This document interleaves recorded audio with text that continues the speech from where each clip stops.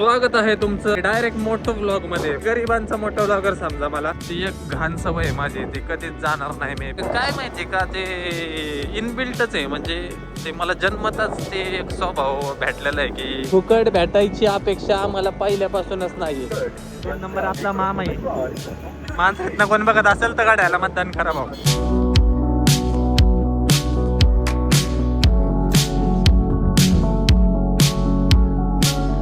जय Shriram public, स्वागत आहे तुमचं आपल्या एका नवीन ब्लॉग मध्ये, डायरेक्ट मोठो ब्लॉग मध्ये. मस्त मोठेड गाडी आहे आणि गोप्रो पण नाही, पण ठीक आहे. गरिबांचा मोठा ब्लॉगर समजा मला.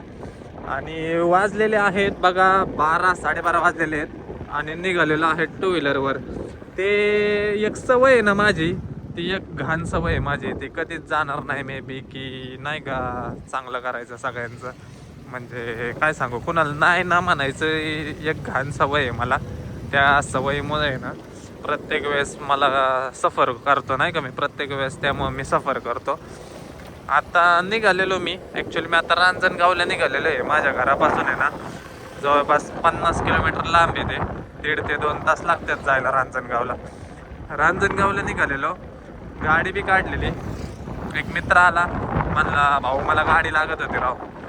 आणि मी एवढा चांगला म्हणलं ठीक आहे जा गाडी घेऊन, मी जातो टू व्हीलरवर. आता काय बोलायचं. सो गाडी, मोठी गाडी त्याला दिली आणि टू व्हीलर काढून निघालेलं आता रांजणगावला. घरापासून 2 तास लागतात जायला, 50 ते 55 किलोमीटर मे बी लांब आहे. पण आता ठीक आहे, काय विषय, चला आता काय, आता आहे ते बरं आहे म्हणा. चांगुलपणा नडतो आपल्याला कुठं कुठं, प्रत्येक वेळेस चांगुलपणा नडतोच आपल्याला. सवय झालेली आता, काय विषय नाही तेवढा.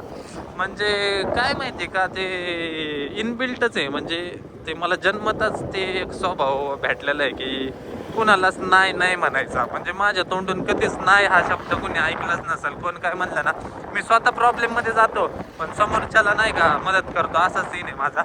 आणि तेच स्वभाव आहे ना प्रत्येक वेळेस माझे.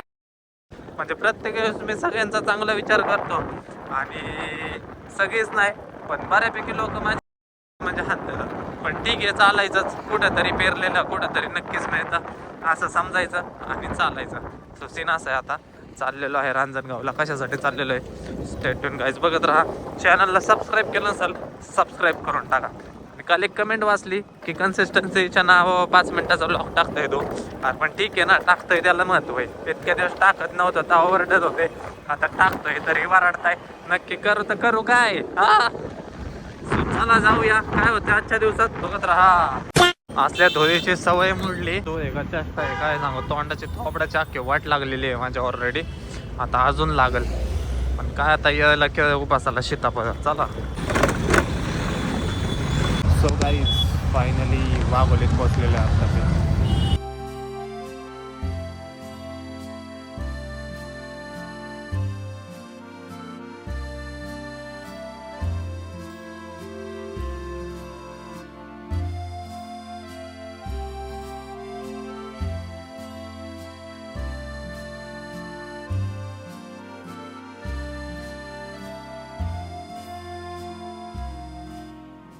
सो गाईज कसला शॉर्टकट घेतलाय काय माहिती.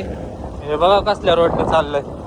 व्यापार विषय अजून पोहोचले का अर्ध्या तासात, मग सांगतो तुम्हाला काय नियोजन आहे. Meanwhile, here we go guys, 2 minutes more and आपण पोहोचल आपल्या डेस्टिनेशनवर. In 200 meters, turn right.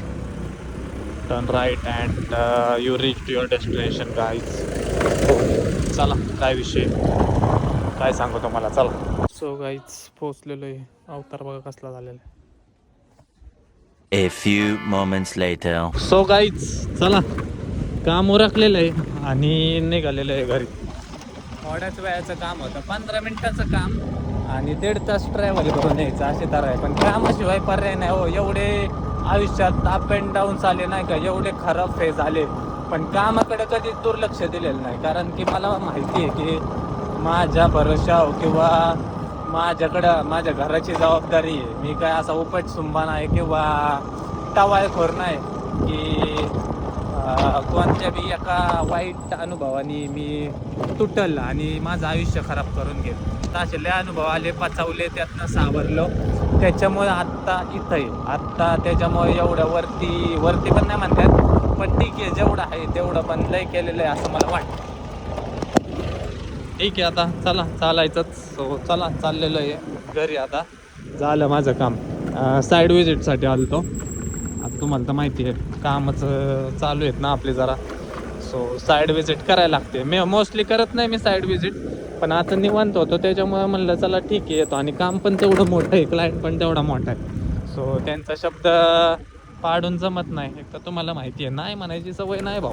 हां ठीक आहे करतो आलो, जस माझ्या ह्याच्यात नाही तरी पण करतो मी, नाही का.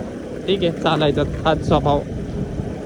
भेटल काय ना काहीतरी. हे जेवढं मी सॅक्रिफाईस केलेलं आहे ना, किंवा जेवढं आत्ता मी फेस केलेलं आहे ना, लय घाण अनुभव, मी वाईट अनुभव एवढ्या वर्षभरात फेस केले. पण जाऊ दे, त्याचं कुठं ना कुठं तरी आपला चांगोलपणा म्हणायचा की एवढं सगळं वाईट अनुभव येऊन पण मी कधी कुणाचं वाईट चितलं नाही किंवा वाईट कुणाबद्दल विचार बी केला नाही. हे देव याचं मला काही ना काहीतरी आउटपुट देईल म्हणा. जास्त काहीच नको मला, फुकट तर काहीच नको. माझं पहिल्यापासून या जगात, या अख्ख्या जगात एक पण असा माणूस आणा की त्यांनी म्हणावं की यांनी फुकट खाल्लं माझं किंवा यांनी फुकट काय घेतलं. फुकट भेटायची अपेक्षा आम्हाला पहिल्यापासूनच नाही आहे. फक्त आमचं एवढंच की बाबा कष्टाला साध्य द्यावा, एवढाच विषय. म्हणजे भाई जेवढं करतोय ना त्याचं आउटपुट फक्त द्या आम्हाला, फुकट काही नको. आम्ही त्याची मेहनत करायची तयार आहे, आमची मेहनत करायची आमची तयारी आहे. फक्त जी मेहनत करतोय ना त्या मेहनतीला साथ द्या आणि थोडं का होईना त्याचं आउटपुट आम्हाला द्या, एवढंच आमचं म्हणणं असतं. नाही तर तसलं फुकट खाणं, लुबडी करणं, फसवी करणं भाई रक्तातच नाही शिवरकरांच्या. त्याच्यामुळं मस्त आत्ता जे मला फसवून सुखी असतील ना, की जे आनंदी असतील नाही का, हसत असतील कुठं कोपऱ्यात, अरे याला फसवलं, हे चुते, याला तर काही कळतच नाही.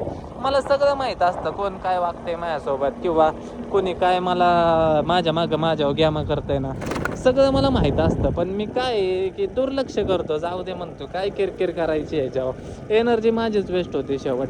त्याच्यामुळं माझ्या जवळचे म्हणजे जीवाभावाचे एकदम काय सांगू, ज्यांना डोक्यावर घेऊन तर नाचलो मी. माझं कुठंच चुकलं नाही हो, कुठंच चुकलं नाही, कोणत्याच गोष्टीत माझं चुकलं नाही. तरी पण माझ्यासोबत इतकं वाईट झालं ना, पण ठीक आहे कुठं बोललो नाही मी त्याचं किंवा काय. इवन माझ्यासोबत फिरणारं 24 तास फिरणारं चिराग, त्याला पण विचारायचं की त्याला काय बोललो का मी वाईट की असं झालं तसं झालं, त्याला पण एक 0% पण एक पण अनुभव त्याला सांगितलं नाही की अरे चिरा असं बोल करतात नाही का, असं होतंय माझ्यासोबत. नाही, ती माझं सवय नाही का पहिल्यापासूनच की मी दुःख पचून चालतो आयुष्यात, कुठंच एक्सपोज होत नाही. आता एवढं हे झालं ना माझं, पण तरी मी कुठं एक्सपोज झालं नाही की कुठं मित्रांच्यात किंवा कुठं बाहेर किंवा घरी. इवन घरी पण ती सवयच आहे मला की दुःख एकदम मनात साठवून ठेवून आपलं हसत निघायचं पुढं. ठीक आहे चालायचंच, हा स्वभाव आता देवानेच दिलेला आहे म्हणल्यावर काहीतरी विचार करून दिला असेल. मे बी आयुष्यात काय ना काहीतरी चांगलं होईलच याचीच अपेक्षा ठेवून आपलं कामधंदे करायचं, आई बापाला सुखी ठेवायचं, स्वतः सुखी राहायचं, बस दॅट्स ऑल.